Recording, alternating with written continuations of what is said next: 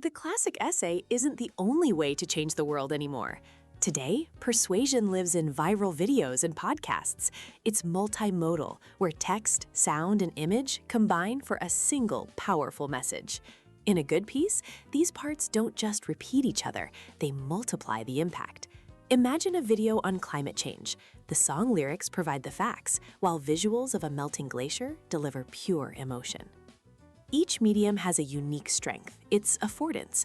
A podcast's affordance is intimacy. With no image to distract, the audience focuses entirely on the speaker's voice.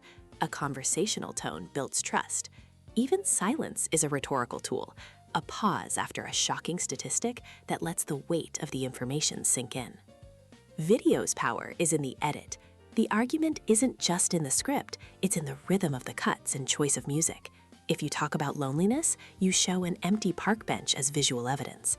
Music is the emotional cheat code. A slow piano signals tragedy. A fast drum beat creates urgency.